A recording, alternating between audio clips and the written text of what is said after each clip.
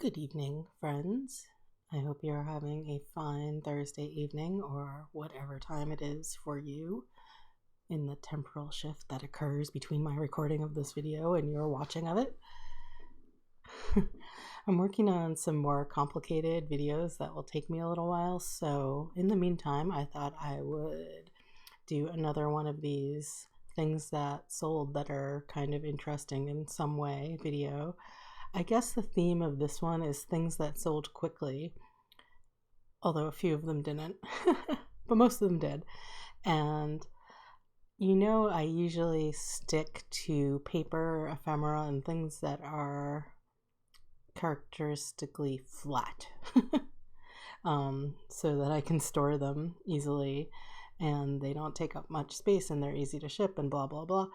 But recently I've been branching out a bit into some more three-dimensional objects, chiefly because it's good to experiment now and then, and just I've been, I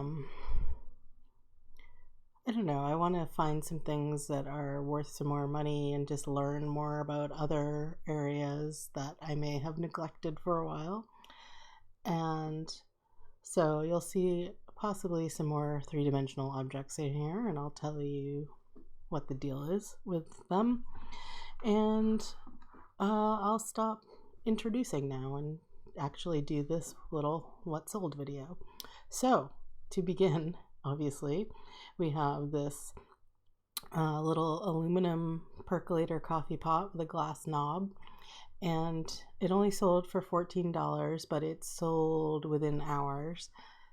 I took an offer. I forget what I had it listed for, but I still made a profit on it, and it sold so fast, and it's in really bad shape, and I didn't really clean it. Well, it's not bad. It's bad cosmetic shape, but I didn't clean it at all, which I, could have done. See, look on the inside. That could have come off. And the bottom, but this is Century aluminum ware, and it's a small size. I didn't measure what size it was. I don't know, 5 cups or something.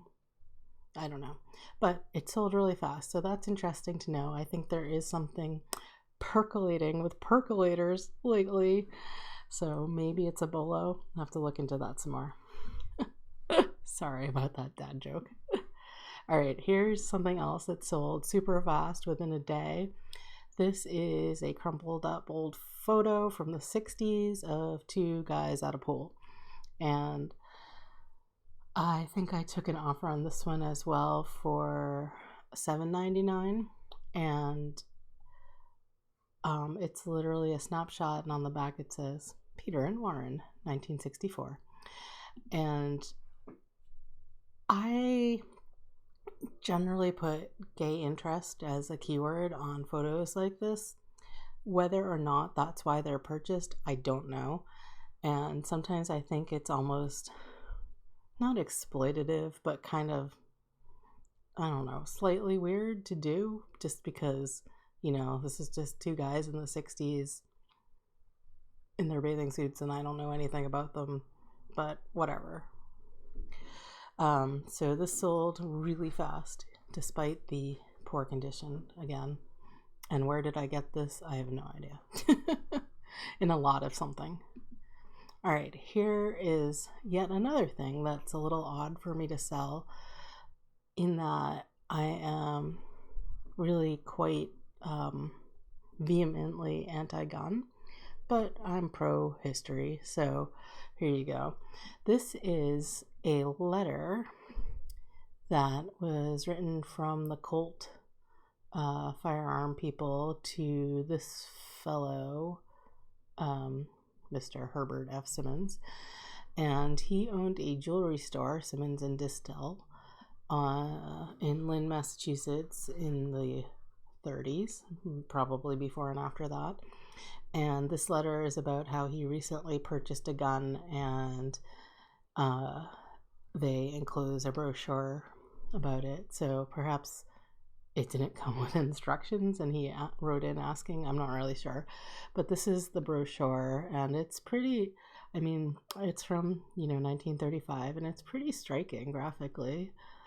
And it's like so.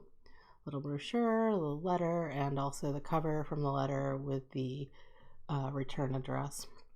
So this sold again within a day for full asking price, and that was exciting. All right, moving on to something completely different. Here's some soy sauce, which sold I can't remember how quickly, within a couple weeks, for full asking price of $57.50.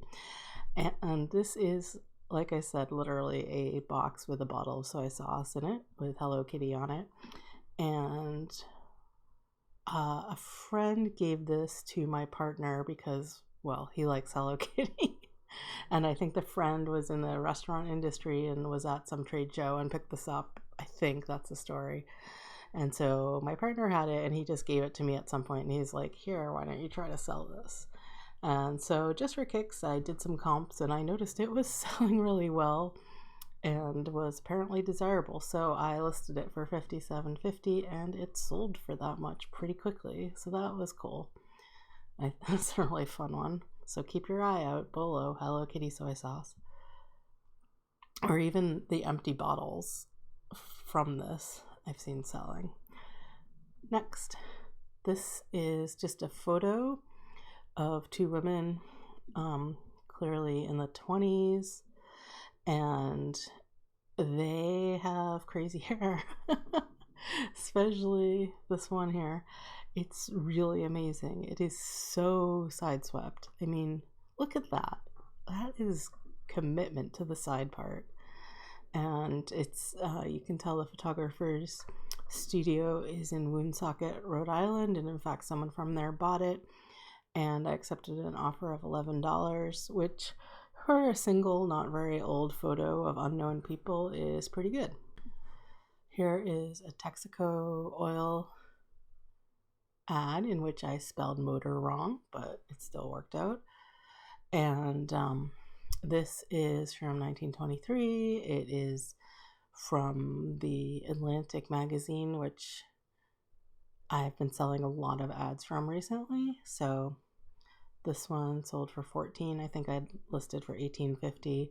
And I mean, I don't think this is a super attractive one. It does have this cone oil can, which people like, apparently, and a car of some sort, but I think it's kind of ugly for a 20s ad.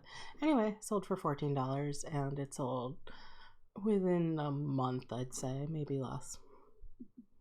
All right, this didn't sell super quickly. I mean, within 6 months, which is actually relatively quickly for me, but I just thought it was cool, so I'd show it to you. It is a silk fringe Victorian Easter card. And I just think the panels are really funny. Like, they're looking for the eggs, but the eggs are like enormous and they're not seeing them. And then there's all these crazy scenes of like that boy is like hoisting that egg at that girl. And then like it looks like that other one just hit her and she's like, yay. And then here they're just, I guess nothing weird's happening here. Well, nothing too weird. Except that her dress is falling off. And then this is the best one, the last panel. Like this crazy rabbit is coming out of this egg and the boy is like, ah! It's so cheery. Anyway, so this is a 4-panel Victorian silk fringe Easter card with a tassel, and it did sell for $48.50. And I think it's funny. Okay. Here is a vintage Mahjong Set. It's from the 20s. The tiles are celluloid. And, well, you can see they're like celluloid on some kind of wood substance. Kind of like a piano with ivory. And it is a complete set. It has all this stuff, has all these instructions, has the little tile holder rack things, and all kinds of little celluloid bits. This is the maker. And this actually did not sell super quickly. I think it took a year. And I actually got it for free. I know prepositions. I got it for free from my mom. It belonged to my grandmother, and sadly she did not pass down the Mahjong playing capability to us younger generations, so I decided to sell it. It was really a cool thing. I thought it was interesting graphically and stuff, but don't know the first thing about Mahjong and have kind of too much to do at this point in my life to learn. Maybe later. Anyway, that sold actually for $70. It had been, like I said, for sale for about a year, and so I did take an offer. This sold really quickly. This is a Tux Postcard, you can see from the back, which is upside down. Nice Annie. And what's interesting about it, despite its kind of plain ugliness, is that this is actually a Jewish New Year's card. And you can see it says something in Hebrew up here, and what is actually saying Lashana Tova something, which means Happy New Year. I think what they did was repurposed holiday cards, like regular New Year's, like the January 1st one, and made them into also Hebrew ones by sticking the Hebrew up here. I have some others that just look like Christmas cards, but they say Happy New Year. And the Jewish New Year is, of course, like in September-ish in the fall. So it's kind of funny, some of them, the way they have this like very wintry imagery. But I'd never seen them before until I bought this lot. So I thought that was cool because this is, it's like 1910 or something. What is it? 1912? 1910. Whatever. But so I didn't know Tux made those. It's kind of interesting. And this is the first one probably I've listed of a whole mess, and it sold really fast for $14.50, and it sold to Israel, so they paid a gazillion dollars in shipping as well. Keep an eye out for this little Hebrew bit. It does make it more valuable. Next, this is a placemat for Robidoux Hotel in St. Joseph, Missouri, and it includes a handy map of the Pony Express route, and it refers to this mural of the Pony Express being put on their wall in 1938, but I don't know if that's when the placemat is from. I assume it is probably from the 50s, but don't know. And I bought this for $2 at my local thrift store, and it sold for $15 within a few hours. So paper placemats, yes. Keep an eye out. Next, this is a Reproduction Civil War hat, and totally not my area of knowledge, but I figured it out. I only have this because it came in a lot of something totally different, and I feel like it was books or something. It was just like, why is there a hat in there? But I took it. It was from an auction, and it's been sitting around in my office for, I don't know, like a year or something, as I said, that hat, wonder if it's worth anything. Like I was gonna just chuck it like when I got it, because I don't know, because it's leather and it kind of grossed me out. But I kept it, and I finally sat down and did a tad of research and my best guesses on things and plopped it up there, and it sold for $42.50, and I'd say in a couple weeks. And I mean, I knew it was, even though I don't know anything about this stuff, I knew it was a reproduction because let's see if I can see it. The hat band inside is clearly an synthetic an artificial fabric, a synthetic fabric. It's like nylon or something. So even knowing nothing about anything, I could tell this was a reproduction.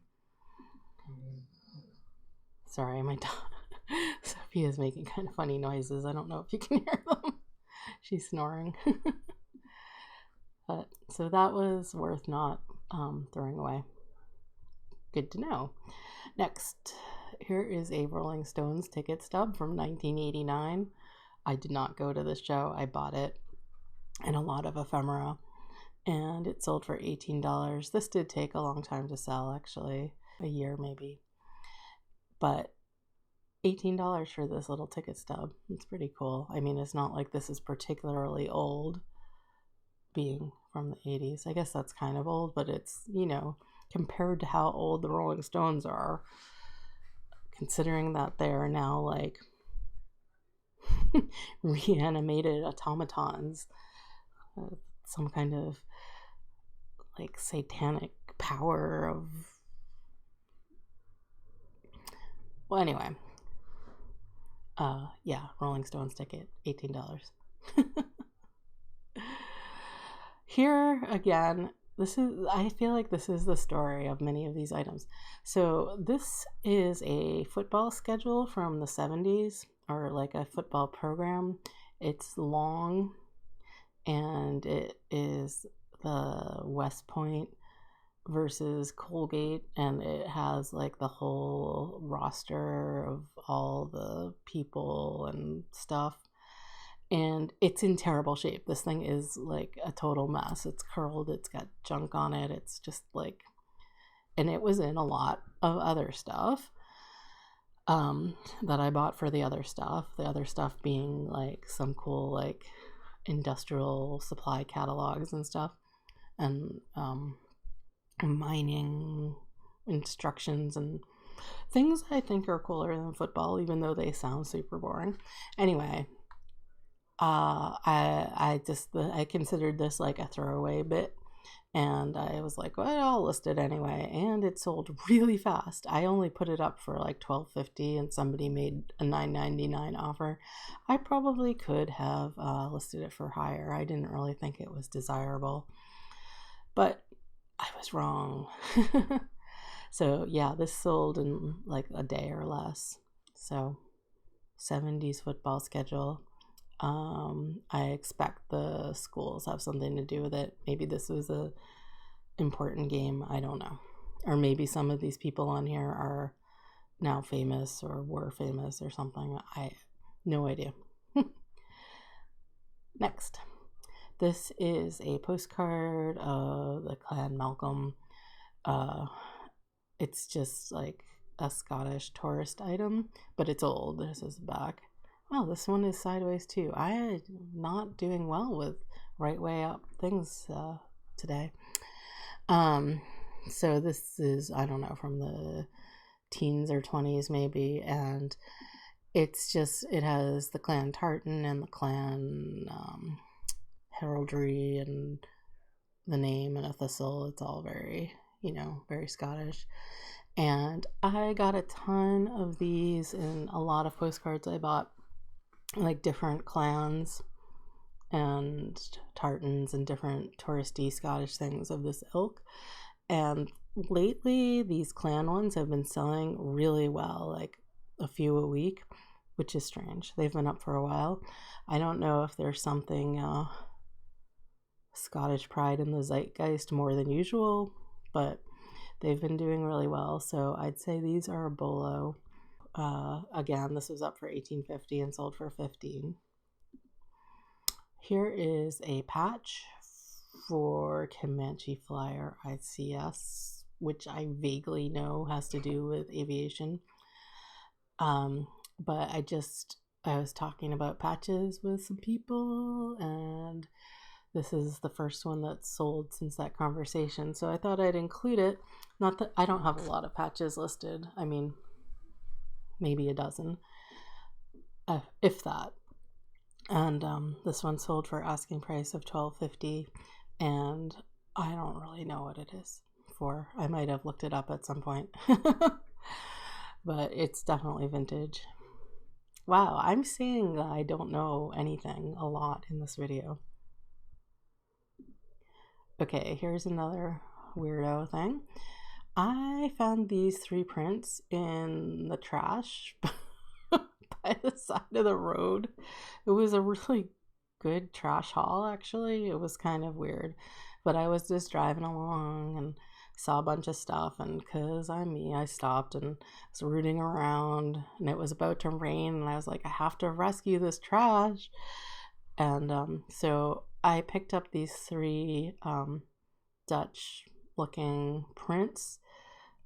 They're very like 70s sort of throwback aesthetic. I think they're really ugly, but you know, whatever. And the frames they're cute frames, but they're really messed up. They're all chipped. And but the artist is right there, Anton Pieck. I forget how to pronounce Dutch diphthongs. And so I just, looked it up, and they sell. I mean, not for tons, but I sold them for $24.50 plus shipping, and they were free, so that's cool. So this guy, Anton Pieck, dead goose head, dead thing, dog, that's and this is the back, looked like this. So I bet whoever bought them maybe picked them up as like a tourist item in Amsterdam. I bet in the 70s. Okay, next. I'm showing you this because it's super cool. This is a handwritten notebook. It looked like this on the outside. It's like one of these huge ledger books. And the Reverend Richard Boland of Natick, Massachusetts, used this as a notebook to write like crazy dense notes about, I guess, a book on the life of Christ or something. But it's really beautiful in terms of the handwriting and just how dense it is. I didn't really read much of it because the topic didn't interest me, but it's so cool. And that's the back. And that's he filled 294 pages with this dense stuff, and he's got glosses and like little notes to himself. Really cool. So I wanted to show you that, and that did sell for full price of $149. It was listed for probably a year, maybe more. But okay, I'll stop looking at this indecipherable handwriting. I just really admire it. All right, next. This book looks like this. And this is a first edition, 1854, of this book, Easy Nat by Al Stimson, or maybe A.L. Stimson. It's pretty obscure. It's not in awesome condition. Look, the leather binding is really cracked, though it's pretty well held together. It's got some foxing, it's got writing in the inside flaps and stuff. But the person who bought this is apparently the great grandchild or great or some sort of some direct descendant of the author, and I thought that was super cool. I think I had this listed for $150 and it sold for $100 because it is a first edition and it's relatively rare and stuff, even though the condition is not great. So that was pretty cool. I like when people get their little bits of their own history back. That's like really pleasing. Last but not least is this page of a book, and this sold within hours. It's a tattooed Japanese letter carrier, and I don't know what book this is from. This came to me in the state you see it, and it's a reproduction, obviously, of a photo, but the tinting is really amazing. And I don't know if this was an autochrome or how the photo was colorized, because this looks to me like it made before color photography and that it was tinted. but it could have been an autochrome. I'm not really sure. But anyway, it's a reproduction from a book, clearly, because see the edge. And it's really neat. And people definitely collect tattoo images and Japanese tattoos and full body tattoos and all of that. So this sold really fast for asking price. I listed other things from this book as well, other images I got, and they're still sitting there, but this one went right away. So that is the story today on some things that sold. I know that was kind of a weird mishmash, and I'm talking in a weird mishmashy way, but hopefully it was still helpful and interesting. If so, do please hit like and subscribe, and thank you, and take care.